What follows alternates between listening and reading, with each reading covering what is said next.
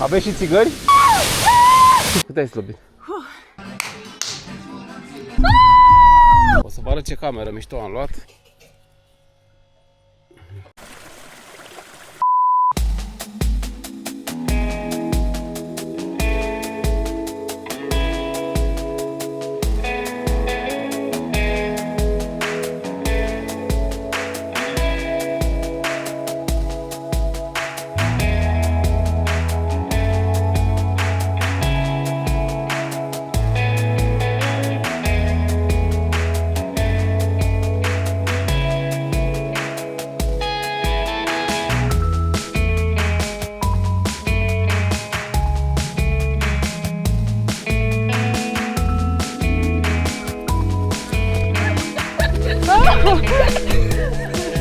Ia zi, a câta oară ai venit? Care ori e căruță? A câta oară ai venit la Cabana Trei Brazi? Cine mai știe? Am bătătorit. Îți place aici, nu? Poteca asta, numai noi am bătătorit.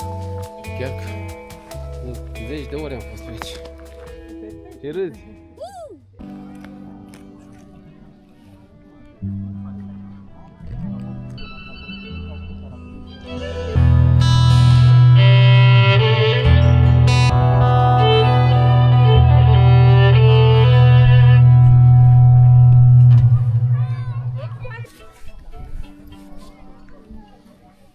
Ia și tu o bere, că sunt cu mașina.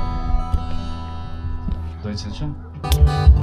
La mică, doar de tine mi-am fost și o seara întinsă. Când te vedea și călcam cu pasul mare de la primărie sus. Bere, ți-ai suc să bei. Cu mine omor, eu vreau pace, tu vrei pace. El vrea pace. Da, e clar, e copușii. Ce faci? Bravo, bravo!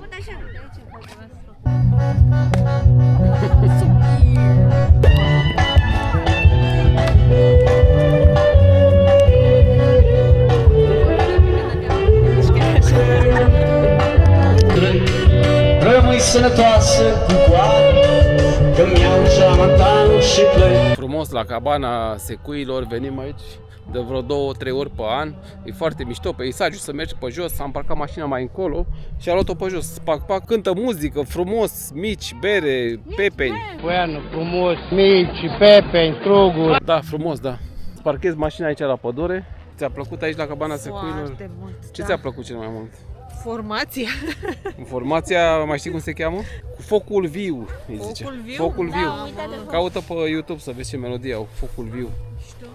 N-a auzit nimeni de ei, dar cântă frumos de încolo. Uite, mașina tocmai acolo se vede, dacă se vede. Și am mers pe jos. E aiurea să mergi cu mașina pe aici, nu știu de ce, dar mi-e rușine așa să merg pe aici printre oameni. Prefer să merg pe jos un sfert de oră, că doar nu leșină nimeni. O să vă arăt ce cameră mișto am luat. Are cuier la pat. 350 de lei. Hotel Del Monte, Predeal. Ia unul de munte. Hotel Del Monte, avem aici televizor. Prezintă-ne camera, Vio. Termostatul e wireless. Da. Asta ți-l iei cu tine la masă și de mai tare, mai încetă. Ce mișto e asta. Da, tabloul ăla l-ați pus voi strâmb așa? Șapca în el, când te culci. Dar chiar la ce trebuie cu el lângă pat? A, și vin așa și pun acolo, mă culc. Așa ceva n-am mai văzut. Stai așa să uite, era puțin așa. Aici e baia. Și stai să vedem pe balcon. Da. Mamă, dar ce e în sticla? E lapte de sân? Ce? Uite cum arată, frate. Nu cred că vreau cafea cu de-ala. De unde l-ai mulți? Ce-ai făcut? Ia uite, frate. De-ala naturală? Natural, dar mama lui. De la de nu face spumă. Gata.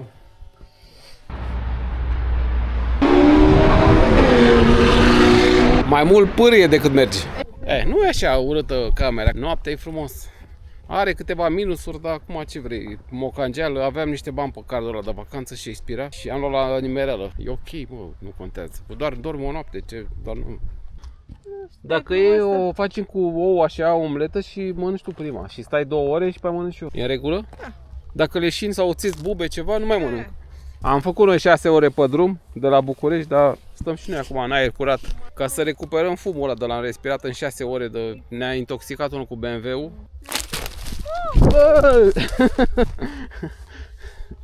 Chiar era să cadă. Ca să ajungeți aici, o luați prin predeal, faceți stânga, cum veniți din București, stânga la spre Cabana 3 Brazi și de la Cabana 3 Brazi o luați pe drumul la forestier, vreo 2 km și ajungeți la Cabana Secuilor. De zi să mergeți pe jos, că e foarte mișto traseul, chiar dacă obosești. Acolo mănânci niște mici, bei o bere și te duci înapoi, te întorci. Nu e problemă, frate, te revigorezi. Sau poți să mergi cu mașina, dar prea indicat, că e lume pe stradă, faci praf, copii mici pe acolo, mai bine vii pe jos. Adamică, unde te duci? Adamică! Ce strigi? Tată! Adamică! Tatu! Mâncat 2 Ia, mici. fă mișto eu de tot. Super tare. Mi-a plăcut Da. concertul. A făcut concertul ăla frumos? Da. A fost Ia chiar mișto tare. eu de tot. Da, dar nici că e manelist 100%. Bă! Bun. Nu! Opriți-vă! Ce brânză ăștia la 3 Brazi aici. Mamă, bă, uite cățelul ăla. Păi, s-a putea și așa. Ia uite-l. Ce bine miroase fumătură de aia, mi-a făcut o poftă de buz. Bun, nu buz, ceva cu fasole. Ce e, fierbinte?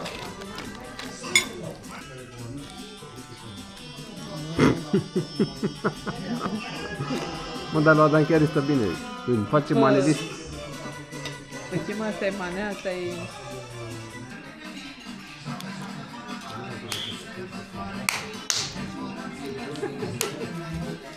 Ce-ai băut? Eu văd din brand. Gata. Hai! Hai! Hai! Viața e frumoasă dacă ai putea. Hai! Sărmane de plăcintă! Hai! Hai! Hai! Hai! Ne-am oprit, suntem duminică, acum a doua zi, mergem la Cascada Urlătoare pe traseul albastru. Am parcat mașina aici pe terenul de basket. Așa ne-a zis domnul, nu am vrut eu. Aici sus, pac, până la Cascada Urlătoare, să vedem cum o fi. Aici e hotelul Silva, acolo mergem. Uite, noi suntem ăștia, ăsta e măsa, tasul și cu fisul. Frumos e muntele ăsta, uite cum se vede, vârful Caraiman. 2318 metri. De-abia am început de 5 minute și nu mai putem să leșinați. Pauză. De aici începe traseul, bine puțin mai de jos, unde am plătit 10 lei de persoană. Nu știam că se plătește, dar 10 lei, că valabil 3 luni. În tot parcul natural Bucegi. Îți dai seama că nu mai vin, dar nu e mult, 10 lei, aia e, măcar să facă curat ceva de bani ăștia. Dar știi ce e mișto? Că urcușii acum la început, când ești odihnit și la întoarcere te duci ca lumea la coborâre. Uite, ăsta e punctul roșu, Cascada Urlătoare. Facem stânga, urcăm pe aici, pac, și după aia o să fie drept, nu mai e urcuș. Eu așa mi-aduc aminte. Hai că mergeți de 5 minute, ne-a luat foamea și setea. Nu mai putem. Cât ai slăbit, Vio, până acum? Cât ai slăbit? Hai că îți face bine o mișcare de asta. Te întinerește, o să arăți ca la 30 de ani. Când ajung la urlătoare. Hai să... Nu mai era de nu mai e ușor să vă uitați.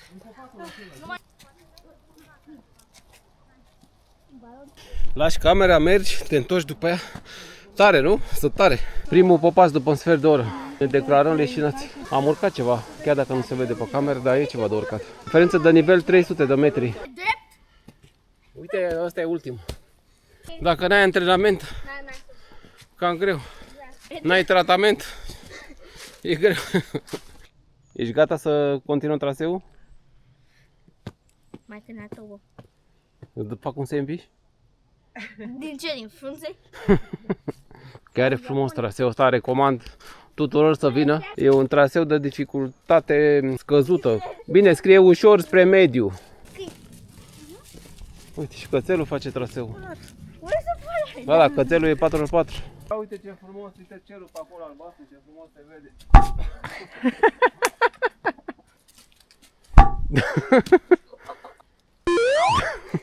Asta e ca plumaiul, nu? Da. Nasul, ochi, șapca. Mamă, ce bine intră. Cel mai bine, dar cine poate? Da.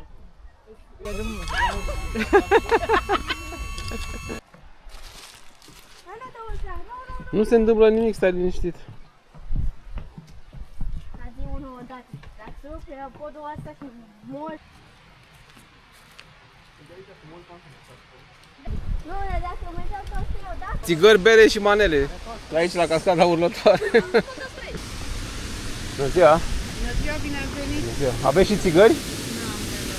Nu. Aoleu. A rămas fără țigări. Hai, nu mai fumăm. Hai să vedem cascada.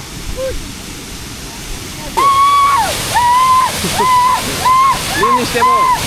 Hei! Cascada face asta, nu eu!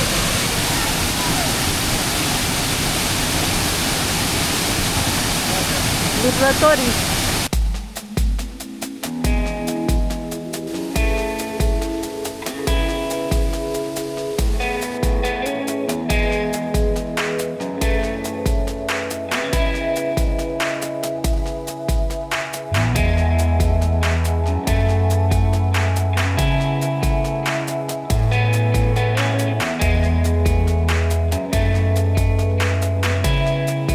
Dio, nu bei și tu o bere? Te cistesc eu cu 10 lei. Păi, dar nu mai nimeresc poteca dacă Hai frate, că nu e mult aici, 10 lei la cascada urlătoare, o bere la 10 lei. Bă, m-am dus să-mi iau o bere de aia la 10 lei. vin fiert și cafea. Hai, vin fiert. Da. Vă fac cafea cu lapte, fără cu... Bă, am băut vreo două, nu mai intră. Da, și eu nu s-am pățit, Ce-am băut? tot așa fac. Am băut și un energizant. Da, nu mai beți energia. Nu mai, nu. Mai bine un vin și o bere. Bine, avem bere, avem cum vreți. Mă mai gândesc la o bere, dar trebuie să conduc 6 ore până acasă. Auzi ce mă îndeamnă doamna să beau o bere și un vin fiert? Ce piatră frumoasă. Mușchi pe ea. Gata cu weekendul. Dacă v-a plăcut, like, subscribe și atât. Dar ne vedem mai târziu. Ne vedem mai târziu. Pa!